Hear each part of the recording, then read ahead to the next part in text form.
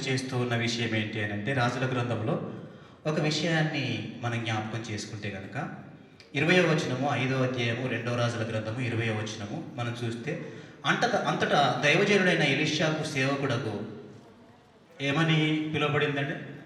అంతటా దైవజనుడు అని పిలువబడుతున్న ఎలీషాకు సేవకుడకు గెహాజీ, సిరియనుడైన ఈ నయమాను తీసుకుని వచ్చిన వాటిని అంగీకరించుటకు నా యజమానుడికి మనసు లేకపోయాను గాని యెహోవా జీవముతోడు నేను పరిగెత్తుకొని పోయి అతన్ని కలుసుకొని అతని యొద్ద ఏదైనా తీసుకోవాలని ఆశపడ్డాడండి. వాస్తవంగా ఫిలిప్పు పరిగెత్తిన ఆ పరుగులో ఒక అర్థం ఉంది. ఫిలిప్పు గారు పరిగెత్తిన ఆ పరుగులో ఒక అర్థం ఉంది, అందులో పని ఉంది, అందులో పరమార్థం ఉంది. కనుక గెహాజీ గారు పరిగెత్తిన ఆ పరుగులో అర్థం లేదు, అందులో పరమార్థం అంతకన్నా లేదు. అందుకే మాట్లాడుతున్న మాట ఏంటంటే, దైవజనుడైన నా యజమానునికి ఆ వస్తువులు తీసుకోవడం ఇష్టం లేదు కనుక నేను పరిగెత్తుకొని పోయి ఆ వస్తువులను తీసుకుందామని ఆ వస్తువుల గురించి ఆశపడ్డాడే కానీ పిల్లరా వస్త్రాల గురించి ఆశపడ్డాడు. పిల్లరా లోకములో ఉన్న పిల్లరా ఆశల గురించి చూశాడు. కానీ నిజంగా కూడా ఏలియాను వెంబడించింది ఎందుకు? అదేవిధంగా ఎలీషా దగ్గర ఆయన శిష్యరికం చేసింది ఎందుకు?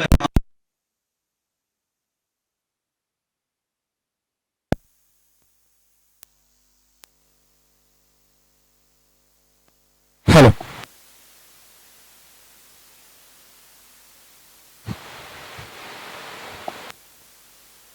హలో కనుక ఒకసారి మీ రెండు వేరియేషన్లు చాలా ప్రాముఖ్యంగా ఆలోచించాల్సిన అవసరం ఉందండి. ఎందుకనంటే మనం విశ్వాసులమే, మనం దేవుని నమ్ముకుంటున్న బిడ్డలమే, కానీ వాక్యాన్ని ప్రతి సందర్భంలో ఆలోచిస్తున్న వారమే. కానీ ఆచరణ మన భక్తికి చాలా పునాది లాంటిది. కనుక ఎలీషాను చూసినప్పుడు ఏలియాకు సంతోషమైంది. అదేవిధంగా ఎలీషా గెహాజీని చూసినప్పుడు పిల్లరా ఎలీషాకు మాత్రం బాధ కలిగింది. అందుకే ఏమంటున్నాడనంటే, ఇదిగో నేను పరిగెత్తుకొని పోయి అతన్ని కలుసుకొని అతని యొద్ద ఏదైనా తీసుకుందని చెప్పి అనుకున్నాడు. తన దగ్గర పని వాళ్ళు ఉన్నారు, గెహాజీ దగ్గర కూడా పని వాళ్ళు ఉన్నారు. వాళ్ళ పని వాళ్ళతో పిల్లరా ఆయన పరిగెత్తాడు. చివరికి తెలియకుండానే వస్త్రాలను తీసుకుని వచ్చి ఏం చేశాడంటే దాచుకున్నాడండి. దాచుకొని ఆయన మాట్లాడిన మాట ఏంటనంటే, ఎలీషా గారు మాట్లాడుతూ ఉన్నప్పుడు గెహాజీ గారు మాట్లాడిన మాట ఏంటనంటే, ఆయన మాట్లాడిన మాట ఒకసారి మరి చూస్తే గనక 26వ వచనం చూడండి ఒకసారి. అంతటి ఎలీషా వానితో ఆ మనుష్యుడు తన రథము దిగి నిన్ను ఎదుర్కొన్నట్టు తిరిగి వచ్చినప్పుడు నా మనస్సు నా మనస్సు నీతో కూడా రాలేదా? ద్రవ్యమును వస్త్రములను ఒలివ చెట్ల తోటలను ద్రాక్ష తోటలను గొర్రెలను ఎడ్లను దాసీలను సంపాదించుకొనుటకు ఇది సమయమా? ఏది సమయం అండి? ఇది మనకు తెలిస్తే అందరము ధన్యులమేనండి. ఏది సమయమో తెలిస్తే అందరము పరిశుద్ధులమే. సమయం అందరికీ సమానమండి. అందరి జీవితంలో 24 గంటలు నిద్ర కొంత పోతే మిగిలేది మనం పని చేసుకునే కాలం. కనుక ఈ సమయము తెలియకనే అనేక మందిని పిల్లరా ఇప్పటి వరకు ఆత్మలో ఆరిపోయాము, భక్తిలో పడిపోయాము, పరిశుద్ధతలో పిల్లరా పాపానికి తావిచ్చామనంటే ఎప్పుడైనా ఎక్కడైనా ఏదైనా మన జీవితంలో మనకు తెలియకుండా మనలో రంగప్రవేశం చేసిందో ఏమో ఒకసారి ఆలోచించుకోవాల్సిన అవసరత చాలా ప్రాముఖ్యంగా ఉంది. కనుక ఆయన మాట్లాడుతున్న మాట ఏంటనంటే, పరిగెత్తుకొని పోయిన ఫిలిప్పులో మనకు ఏమర్థమైంది, పరిగెత్తుకొని పోయిన ఎలీషా దగ్గరున్న శిష్యుడైన పిలువబడుతున్న గెహాజీలో మనకు ఏమర్థమైంది అని అంటే, పిల్లరా కాలం సమానం, పిల్లరా జీవితము సమానం, కానీ జ్ఞానము సమానం. వాడుకునే విధానమే పొరపాటులోనికి వెళ్ళిపోయిందండి. కనుక ఏ పరిపాలన కింద ఉండి ఏ పరిపాలనలోనికి వెళ్ళిపోయాడు గెహాజీ అని అంటే, దైవ పరిపాలనలో ఉండి పిల్లరా లోకపు పరిపాలనలోనికి వెళ్ళిపోయాడండి. వెళ్ళిపోయిన తర్వాత అందుకే అంటున్నాడు ఎలీషా ఏమని మాట్లాడుతున్నాడంటే, గెహాజీ నన్ను చూశావు, నా గురువును చూశావు, మా భక్తిని చూశావు, మా జీవిత విధానాన్ని చూశావు, నా ఆస్తి ఏంటో తెలుసు, నా అంతస్తులేంటో తెలుసు, నాకున్న స్థితిగతులేంటో తెలుసు. వాటిని అన్నింటినీ వదిలిపెట్టుకొని కేవలం ఒక వస్త్రాన్ని నా మీద వేస్తేనే వస్త్రాన్ని చూసి ఏలియాను వెంబడించిన నా మనసు నీకు అర్థం కానప్పుడు నన్ను వెంబడిస్తున్నామని చెప్పి దేవుడి పేరు చెప్పుకుంటున్నా ఆ దేవుడు నీకు ఏమర్థమయ్యాడు? ఆ దేవుడి పరిపాలనలో ఉన్న మనం అందరము ఆ దేవుణ్ణి ఏం అర్థం చేసుకున్నామని చెప్పి ఒకసారి వాక్యం మనందరితో మాట్లాడుతుందండి. అందుకని ఏమని మాట్లాడుతున్నాడనంటే, ఇదిగో ఒకసారి ఏలియాను చూపించి ఎలీషాను చూపిస్తే మనకు ఏమర్థమవుతుందో, ఎలీషాను చూపించి గెహాజీని చూపించినా కూడా అదే అర్థం కావాలి. అది అర్థం కాకుండా ఏమర్థమైందనంటే, ఇదిగో ఆ మనుషుడు రథము దిగి వచ్చినప్పుడు నిన్ను కలుసుకుంటున్నప్పుడు నా మనసు నీతో రాలేదా? ఎవరితో రాకపోయినా, ఎవరికి సహకారం చేయకపోయినా, ఎవరి మాట వినకపోయినా దేవుడు నీతో ఉన్నాడనే విశ్వాసం నీలో ఉంటే గనక తప్పకుండా ఆత్మ మాత్రమే మనల్ని నడిపిస్తూ ఉందండి. ఆత్మ మాత్రమే మనల్ని నడిపిస్తూ ఉంది. అందుకే అంటున్నాడు, నా మనసు నీతో రాలేదా? వస్త్రాలు రావచ్చు, వెండి రావచ్చు, బంగారం రావచ్చు, ఉద్యోగాలు రావచ్చు, పరపతి రావచ్చు, పలుకుబడి రావచ్చు, కానీ దేవుడు మనతో రాకపోతే అంత శూన్యమండి, అంత శూన్యం. ఏది వచ్చినా ఆయన లేకుండా మనలో ఏమి ఉన్నా కూడా అది నిష్ప్రయోజనమైన పరిపాలనకు ఉపయోగపడదే తప్ప ప్రయోజనమైన పరిపాలనకు ఏ విధమైన ఉపయోగకరంగా ఉండదు. అందుకనే ఇదిగో ఏ నయమాను అయితే ఇక్కడికి వచ్చాడో, నా సహాయం కోరుకున్నాడో, నా సహాయం కోరుకున్న వ్యక్తి సామాన్యుడేమి కాదు, ఒక అధికారి అని పిలువబడుతున్న లోకములో అనేకులకు తెలిసిన వాడే నా సహాయం కావాలని వచ్చినప్పుడు నేను ఎవరి సహాయం కింద ఉన్నాను? ఎవరి అధికారం కింద ఉన్నాను? దేవుడి అధికారం కింద ఉన్నాను. కానీ ఆ దేవుడి అధికారం కింద ఉన్నప్పుడు ఆ నయమాను వచ్చి నాతో అన్నప్పుడు నేనేమన్నాను? ఎలీషా, గెహాజీ, నేనేమన్నాను? వస్త్రాలు నాకు అవసరం లేదు, వస్తువులు అంతకన్నా అవసరం లేదు, నాకు కావలసింది వస్త్రాలు ధరించుకున్న నీ యొక్క హృదయాన్ని శుద్ధి చేయాలనే ఆశ తప్ప నువ్వు ధరించుకుంటున్నా నాకు వద్దు అని చెప్పి ఎలీషా చెప్పకనే నయమానుతో చెప్పి తనకిచ్చి పంపించిన ఆ పరిపాలన ఎంత గొప్పదండి. ఆ పరిపాలన ఏలియా చేసిన దైవ పరిపాలన ఎంత గొప్పదండి. ఆయన ఎంత క్రీస్తుకు లోబడి ఎంత పరిపాలన చేశాడండి. ఆదికాండం మొదలుకొని ప్రకటన గ్రంథం వరకు అనేకులు, అంతమంది భక్తి పరిపాలనలో ఉన్న ప్రతి ఒక్కరూ క్రీస్తు యొక్క రాజ్యాన్ని విస్తరింప చేయడానికి పిల్లరా విప్లవకారులుగా మారిపోయారు. సువార్తను ప్రకటించారు, ప్రాణాలను పణంగా పెట్టారు, ఆస్తులను కోల్పోయారు, అంతస్తులను కోల్పోయారు, చివరికి ఛేదించబడ్డారు, చంపబడ్డారు, కొట్టబడ్డారు. ఈ అందరికి కారణం ఏంటంటే వాళ్ళ కోరిక ఏ సంబంధమైనది కాదు. అందుకనే పౌలు గారు మాట్లాడుతున్నప్పుడు నువ్వు ఎందుకు పిలువబడ్డావని చెప్పాడండి. ఎందుకు పిలువబడ్డావని చెప్పాడు? ఒకసారి మళ్ళీ తీర్చారు అన్నది. ఎందుకు పిలువబడ్డామని మనం అందరం ఎందుకు పిలువబడ్డాము? ఏ పని చేయడానికి పిలువబడ్డాము? తిమోతిలకు రాసిన పత్రిక మంచి ఒప్పుకోలుకున్నామండి. మంచి ఒప్పుకొని పిలువబడ్డాం. ఏ పని చేయడానికి పిలువబడ్డాము? మొదటి తిమోతి ఒకసారి చూస్తే మనం మాట్లాడుతున్న మాట ఒకసారి చూడండి దేవుడి బిడ్డలారా. 11వ వచనం, 6వ అధ్యాయం 11వ వచనం. దైవజనుడా, నీవైతే వీటిని విసర్జించి నీతిని, భక్తిని, విశ్వాసమును, ప్రేమను, ఓర్పును, సాత్వికమును ఏం సంపాదించుకోవాలండి? దేవునిలోకి వచ్చి ఏం సంపాదించుకోవాలి? దీనిలో ఆస్తి ఉందండి. కంటికి కనబడని పిల్లరా తరగని ధనము ఇక్కడ ఉంది. కనుకనే అబ్రహాము పిల్లరా ఆస్తిపరుడు అయినప్పటికీ, మోషే పిల్లల సకల విద్యలను అభ్యసించినప్పటికీ విద్యలు కూడా ఆయన కంటికి కనిపించలేదు. ఆయన మనసులో దాని యొక్క తావే ఊసి ఎత్తకుండా ఇదిగో ఐగుప్తులో ఉండి సుఖపోవడం కంటే క్రీస్తు విషయమై కష్టపడమే లాభం అనుకున్నాడు. కనుక విద్యను పక్కకు పెట్టాడు, ఉద్యోగాన్ని పక్కకు పెట్టాడు, పరిపాలనకు పక్కకు పెట్టాడు. ప్రజలైన పిలువబడుతున్న దైవజనులతో ఉన్నాడు. అంటే అప్పటి నుండి క్రీస్తు పరిపాలన జరుగుతూనే ఉన్నది. ఆది మొదలుకొని ఇప్పటి వరకు క్రీస్తు పరిపాలన జరుగుతుంది. ఆ పరిపాలనలో ప్రజలు ఎవరంటే మనమేనండి. ఆ పరిపాలనలో ప్రజలు ఎవరు అనుకుంటున్నారు? మనమే. ఆ పరిపాలన మనకు అర్థం కావడం లేదు. మనకు అర్థమైంది గెహాజీ లాంటి వస్తువులు అర్థమవుతున్నాయి, గెహాజీ లాంటి పిల్లల వస్త్రాలు అర్థమవుతున్నాయి. కానీ నిజంగా వస్తువులు కాదు. కావలసింది పిల్లల ఆకారములో ఉన్న ఆత్మ పరిశుద్ధత కావాలని ఆ కాలం మొదలుకొని ఈ కాలం వరకు నాడు ప్రవక్తలు, తర్వాత అపోస్తలు, తర్వాత పాస్టర్లు, దైవ సేవకులను పిలువబడుతున్న ప్రతి ఒక్కరు గొంతు సించుకొని అందరితో మాట్లాడుతున్న మాట ఏంటనంటే ఇది కేవలం మనిషి మాట అసలుకే కాదు, లేఖనం మాట్లాడిస్తుంటే మాట్లాడుతున్నారే తప్ప మనిషి ఆలోచించి మాట్లాడితే గనక 10 నిమిషములు కాదు 2 నిమిషాలు కూడా నిలబడలేడండి. 2 నిమిషాలు కూడా నిలబడలేడు. అందుకనే మాట్లాడుతున్న మాట ఏంటంటే, ప్రేమను, ఓర్పును, సాత్వికను సంపాదించుకున్నట్టుకు ప్రయాసపడము. నువ్వు పరిగెత్తి ఏం సంపాదించుకున్నావు? పరిగెత్తి ఏం సంపాదించుకున్నావు అండి? 2 మణుగుల వెండి గురించి పరిగెత్తాడు పిల్లరా. 2 జతల దుస్తువుల గురించి పరిగెత్తాడు. అప్పుడు అన్నాడండి, ఇదిగో ఏది తను పోగొట్టుకొని పోయాడో అది నీకొస్తుంది అని చెప్పి పిల్లరా, దైవ పరిపాలన కింద ఉండి దైవము లక్షణాలు అర్థం కాని గేహాజీ ఎంత ప్రమాదంలోనికి వెళ్ళిపోయాడండి. ఎంత ప్రమాదంలోనికి వెళ్ళిపోయాడు. ఎలీషా పిల్లరా కరెక్ట్గా పూస కూర్చున్నట్టు చెప్పాడండి. ఆయనకి పూస కూర్చున్నట్టు చెప్పాడు.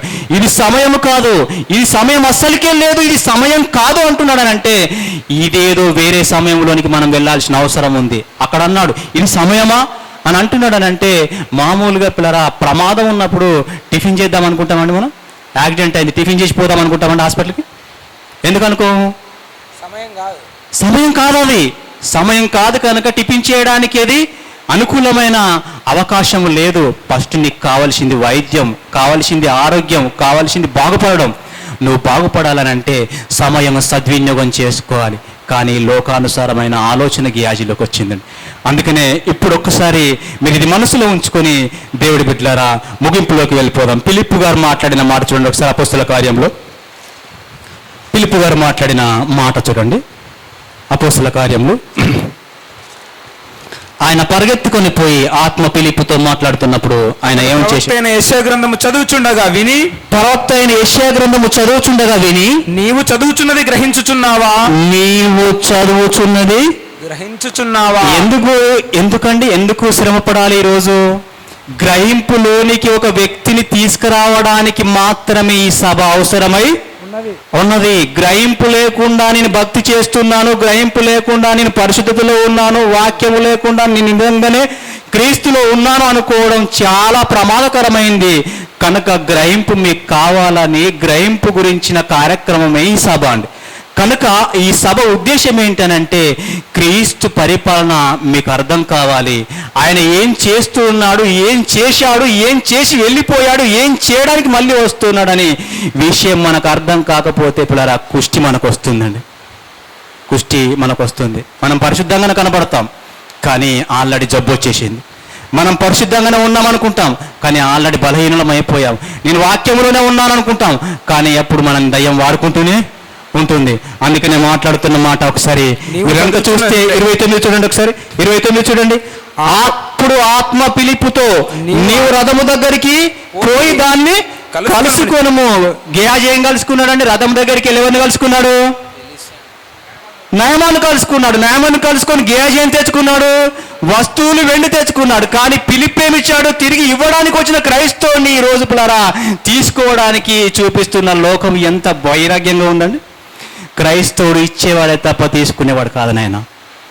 ఇవ్వాలి, లోకం ఇవ్వలేంది ఇవ్వాలి, మనుషులు ఇవ్వలేంది ఇవ్వాలి, జనాలు ఊహించండి క్రైస్తవుడు ఇవ్వాలి. అదే దైవజనుడి లక్షణం, అదే వాక్యం యొక్క విలువ. అందుకే అంటున్నాడు ఫిలిప్పు నువ్వు ఆషామాషి వ్యక్తి కాదు, పరిగెత్తే సమయం ఉంది ఫిలిప్పు, నువ్వు పరిగెత్తు. ఎందుకనంటే పరిగెత్తితే పని జరుగుతుంది. నువ్వు పరిగెత్తి చూడు, నా గురించి పరిగెత్తితే పని నేను చేస్తాను, రక్షణకు నేను ఇస్తాను అని చెప్పి ఫిలిప్పును పరిగెత్తమని చెప్పాడు.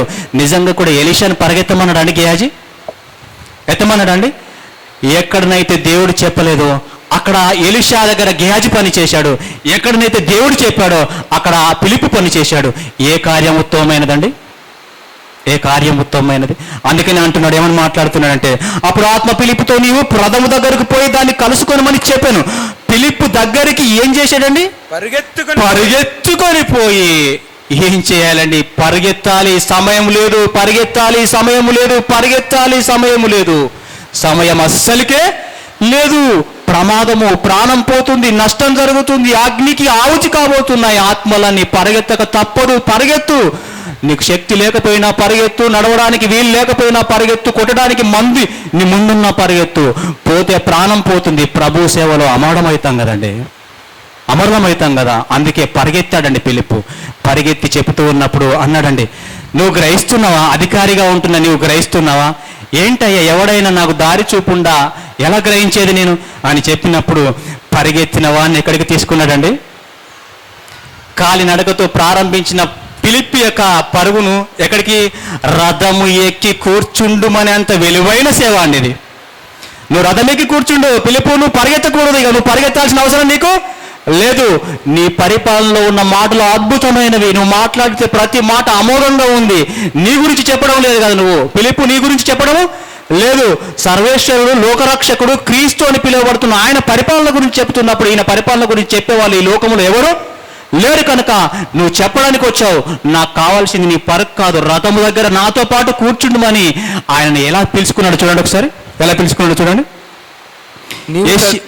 చదవండి. నీవు చదువుచున్నది గ్రహించుచున్నావా అని అడగగా అతడు ఎవడైనాను నాకు త్రోవ చూపకుంటే ఎలాగూ గ్రహించేదని చెప్పి రథము ఎక్కి తనతో కూర్చుండమని ఫిలిప్పును వేడుకొనెను. హల్లెలూయా, దేవునికి స్తోత్రం, దేవుడికి మహిమ కలుగును గాక. వేడుకుని అంతటి త్యాగం చేశాడండి ఫిలిప్పు. వేడుకోవాలి, ఈ మాటలు కావాలనంటే వేడుకోవాలండి. ఈ మాటలు కావాలంటే ప్రార్థన, మోకాల ప్రార్థన చేయాలండి. ఈ మాటలు కావాలంటే ప్రభు సన్నిధిలో మనం అందరం పరిశుద్ధులుగా ఉండాలి. అందుకే అయ్యా వేడుకున్నాడు, చెప్పయ్యా చెప్పు, ఈ మాటలు కావాలి, ఈ విప్లవీడు యొక్క గాథ కావాలి, ఈ పరిపాలన యొక్క పరమార్థం నాకు అర్థము కావాలని ఫిలిప్పును వేడుకునే అంత గొప్ప పరిచర్య ఆనాడు పౌలు పిల్లరా, ఆనాడు అపోస్తలు, ఆ తదుపరి సేవకులు చేస్తూ ఇక్కడి దాకా తీసుకుని వచ్చినది పిల్లరా మనుషులు కాదయ్యా. మహిమ కలిగిన ఆత్మ కార్యం చేత నడిపించబడింది కనుక మనుషులు ఎవ్వరు ఆకారాలు కనిపిస్తున్నాయి కానీ మాట్లాడేది మనుషులు కానే కాదు. అందుకనే రథమెక్కి కూర్చుండి ఫిలిప్పు అని చెప్పగానే కూర్చున్నాడండి. కూర్చొని ఎలా చెప్పాడో తెలుసా అండి? ఫిలిప్పు గారు ఎలా చెప్పాడో తెలుసా అండి? వేడుకున్నాడండి. వేడుకుంటే చెప్పాడండి. వేడుకుంటూ చెప్పడానికి వచ్చాడు, వేడుకున్నాడు. ఎలా చెప్పాడు ఫిలిప్పు గారు అని అంటే ప్రియులారా, నిజంగా ఒకసారి మీరు కనుక చూస్తే దీనికి ఎలా ఉందండి? ఇది ఎంత అందంగా కనబడుతుందండి. ఇది చాలా విలువగా కనబడతలేదండి. నిజంగా కూడా ఈ విలువ ఎప్పుడు వచ్చిందండి? ఈ విలువ ఎప్పుడు వచ్చింది? మీకు ఇందులో దారం కనబడుతుందా అండి? ఇందులో దారం కనబడుతుందా అండి? దారం కనబడుతుందండి. దారము కనబడకుండా పిల్లరా, ఇదిగో ఒక వస్తువు అలంకరణ జరిగింది చూడండి. ఒక వస్తువు అలంకరణ జరిగింది చూడండి. ఈ దారమే వాక్యం అండి. ఈ దారమే వాక్యము. ఈ దారం కనుక లేకపోతే ఇంత కలర్ఫుల్ యొక్క వస్తువులకు విలువే లేదండి, విలువే లేదు. వాస్తవంగా మీరు అందరూ ఆలోచించండి. ఇది ధరించాలంటే దారం అవసరం, దీన్ని కట్టుకోవాలంటే దారం అవసరం, దీన్ని ఉపయోగకరంగా మలచాలంటే దారము అవసరం. ఈ దారము లేకుండా ఏది కూడా ధరించడానికి ఉపయోగకరంగా ఉండదు. నేను పిల్లరా సురక్క దగ్గర అడిగి తీసుకున్నానండి. ఇది విషయం తెలుసా అండి మీకు? ఎందుకనంటే వాక్యం అర్థం కాకుండా ఉంటే చాలా ప్రమాదము జరుగుతుంది. ఇది ఎంత చక్కగా ఉందండి. వాస్తవంగా ఇంత చక్కగా ఉండడానికి ఆధారం ఏంటండి ఇందులో? కానీ మనం ఏం చేస్తాం? దారం విలువ చెప్పకుండా వీటి విలువ ఎంత చెప్పినా వృధానేనండి. ఎంత చెప్పినా వృధానే. ఎందుకనంటే దారం విలువ తెలియకుండా మనకు దీని విలువ ఎంత తెలిసినా ఎందుకంటే ఉపయోగకరంగా ఉండదు. నిజంగా ఇందులో ఒక 4 తీసేసి విడివిడిగా ఉంచండి. ఇది సగం తీసేసి విడివిడిగా ఉంచండి. దీనికి ఏమైనా ఉంటుందండి? ధరించుకోవడానికి ఏమైనా ఉంటుందండి? ఉండదండి. ఎందుకనంటే ఇది ఉన్నప్పుడే దీనికి విలువ. వాక్యం ఉన్నప్పుడే మనకు విలువ అండి. వాక్యం ఉన్నప్పుడే మనకు విలువ. వాక్యము లేకుండా నేను మందిరంలో ఉన్నాను, నేను బైబిల్ చదువుతున్నాను, నేను ప్రార్థన చేస్తూ ఉన్నాను అని చెప్పి మనం అనుకుంటే పిల్లరా, పౌలు మాట్లాడాడు. అందుకే ఇదిగో దైవజనుడా, వీటిని సంపాదించుకోవడానికి ఎలాంటి సంపాదన చేశాడండి? దారానికి కూర్చాడండి. ఫిలిప్పు వచ్చి దారానికి కూర్చాడు, గ్రహింపులోనికి తీసుకొచ్చాడు. ఎలాంటి గ్రహింపు అని అంటే ఇదిగో దారానికి దండల్లాడండి. ఆయన దారానికి దండల్లాడు. అది ధరించుకున్నాడు. పిల్లల నపుంసకుడు రక్షణలోనికి వచ్చాడండి. ఎలా అల్లాడో తెలుసా అండి? పూస కూర్చున్నట్టుగా అంటాం కదండి. ఏ విషయం కూడా మరిచిపోకుండా పూస కూర్చున్నట్టుగా ఉన్నట్టుగా చెప్పగలిగాడండి ఫిలిప్పు. ఉన్నట్టుగా చెప్పగలిగాడు. నువ్వు చదువుతున్నది గ్రహిస్తున్నావా? ఆ దారం అని అనుకోవడానికి వీలు లేదు. ఆ దారం వెనకాతల అనేకమైన ఆకారాలు ఉన్నాయి కనుక ఆకారాలు దారానికి అమర్చబడాలని చెప్పి పూస కూర్చున్నట్టుగా ఉన్నట్టుగా ఎక్కడ కూడా విడమర్చి చెప్పకుండా పిల్లరా గ్యాప్ ఇవ్వకుండా క్రీస్తుని గురించి చెప్పాడండి. గ్యాప్ ఇవ్వకుండా తన గురించి చెప్పకుండా, లోకం గురించి చెప్పకుండా, బంగారం గురించి చెప్పకుండా, వెండి గురించి చెప్పకుండా, ఉద్యోగాల గురించి చెప్పకుండా, ఆస్తుల గురించి చెప్పకుండా, ఆ మాట కనీసం అవకాశం ఇవ్వకుండా యేసు గురించి చెప్పి పిల్లరా ఆయనను రక్షణలోనికి తీసుకొచ్చిన ఫిలిప్ పరిచర్య ఎంత గొప్పదండి. ఫిలిప్ పరిచర్య ఎంత గొప్పదండి. అప్పుడు అన్నాడండి, అప్పుడు ఏమన్నాడు? ఫిలిప్ అని లేదండి, ఫిలిప్ గారు ఏమనలేదు, ఇదిగో నీళ్లు బాప్తిసం తీసుకోవడానికి నాకేమైనా ఆటంకమా? క్రీస్తు పరిపాలన నాకు కావాలి అని చెప్పి లోక పరిపాలన నుండి క్రీస్తు పరిపాలనలోనికి తీసుకొచ్చిన ఫిలిప్ పరిచర్య ఎక్కడ? ఎలీషా దగ్గర ఉండి పిల్లరా దేవుడి పరిపాలనలో ఉన్న ఎలీషా దగ్గర శిశిరికం చేసి లోక పరిపాలనలోకి వెళ్ళిన గేహాజ్ ఎక్కడండి? అర్థం కావాలి కదండి. వ్యర్థంగా ఏది కూడా ఉపయోగించకూడదు కదండి. ప్రతిదానికి మనం వాడుకునే ప్రతిదానికి ఒక అర్థం ఉన్నప్పుడు చదువుతున్న వాక్యానికి పరమార్థం ఉన్నది. ఆ పరమార్థమే అర్థం కాకుండా అర్థమైన దాని గురించి ఇంత కష్టపడుతున్నప్పుడు పరమార్థం గురించి ఎంత కష్టపడాలండి? మనం ఎంత కష్టపడాలండి? ప్రాణం పోయేంతగా, చివరికి చచ్చిపోయేంతగా పిల్లరా నీ భార్యే కాదన్నా, సమాజమే కాదన్నా, నిన్నే ధిక్కరించినా, ఎవరు ఎదురొచ్చినా వాళ్ళు ఎందుకు పిల్లరా ప్రాణాలను తెగించి సువార్త చేశారనంటే క్రీస్తు సర్వలోకానికి ఎవరు కావాలి? క్రీస్తు కావాలి. ఎవరి ద్వారా రక్షణ రావాలి? క్రీస్తు ద్వారా రక్షణ రావాలి. ఇలాంటి అద్భుతమైన పరిపాలన మన మధ్యలో ఉందండి. ఈ పరిపాలన అందుకున్న వాళ్ళు అనేకులు మన ముందు నుండి వెళ్ళిపోయారు. మనల్ని కూడా అందులో పాలి భాగస్థులను చేయడానికి ఒక ఫిలిప్ లాంటి పరుగు ఇక్కడ జరుగుతుందండి. ఒక ఫిలిప్ లాంటి పరుగు జరిగింది కనుక ఈ పరుగు నిష్ప్రయోజనం కాకూడదు. మనం ప్రభువులో నుండి అసలుకే దూరము కాకూడదు. మనమందరము ఈ దండల ఎంత విలువైందండి, ఈ దండ ఎంత విలువైంది. ఈ దండల అందరం ఒక దగ్గరికి చేరి సంఘము అని పిలువబడుతున్న ఆ మహిమ కలిగిన దానికి మనం అందరం పిల్లరా నిజంగా కూడా ఎలాంటి వారమై ఉండాలండి? ఎలాంటి వారమై ఉండాలి? కనుక అలాంటి మహిమకు మనం అందరం పిలువబడ్డామండి.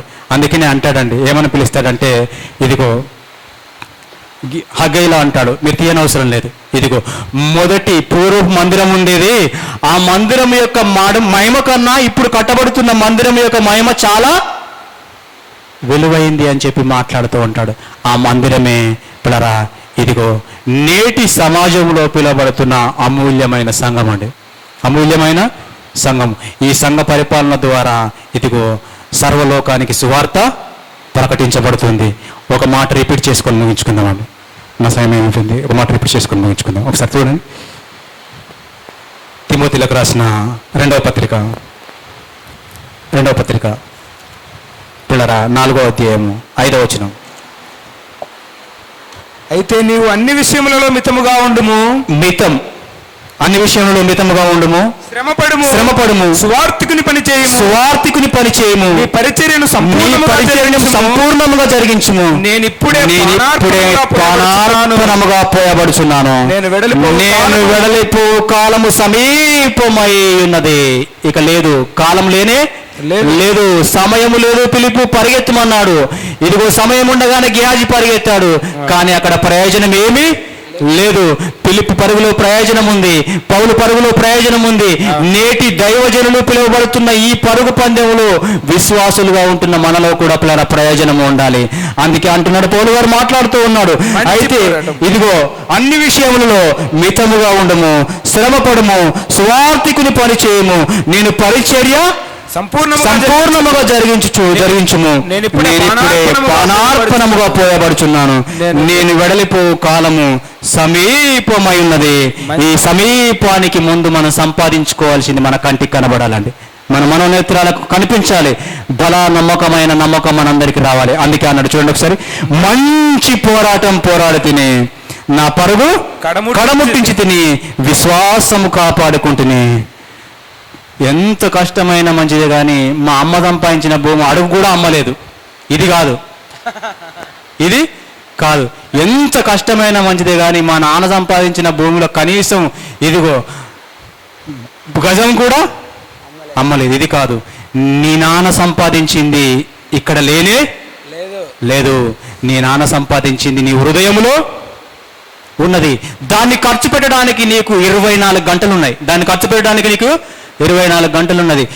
మీ నాన్న సంపాదించింది భూమి మీద ఉంటే, ఈ భూమిని సంపాదించింది దేవుడైతే, ఈరోజు గెట్లు పెట్టుకొని నాదే అనుకుంటున్న నీవు సంపాదించుకోవాల్సింది ఏంటి అని అంటే, పరమందున నీ తండ్రి సంపాదించిన సంపాదన పంచిపెట్టడానికే పిలుపు వచ్చాడు. ఆ పిలుపు పంచిపెట్టాడు. ఇదిగో పరిచర్యలోనికి ఒకరిని తీసుకొచ్చాడు. ప్రభు పరిపాలన నిజంగా కళ్ళ కట్టినట్టుగా అర్థం చేయించాడండి. అందుకే అంటాడు, ఇదిగో పానార్పణంగా పోయబడుచున్నాను, ఇదిగో కాలము సంకుచితమైంది, సమీపముగా ఉన్నాను పోవడానికి, సమీపంగా ఉన్నాను. మనం అనుకుంటున్నాం 30 ఉంది కనుక 60 అనుకుంటున్నాం, 60 ఉంటే 10 అనుకుంటున్నాం. అయ్యా, మనం అనుకున్నంత ఈజీగా ఏమీ లేదు. ఎందుకనంటే నిలబడిన నేను కూర్చున్న తర్వాత ఉంటానో మీకు ఎవరికి తెలియదు, నాకు అంతకన్నా తెలియదు.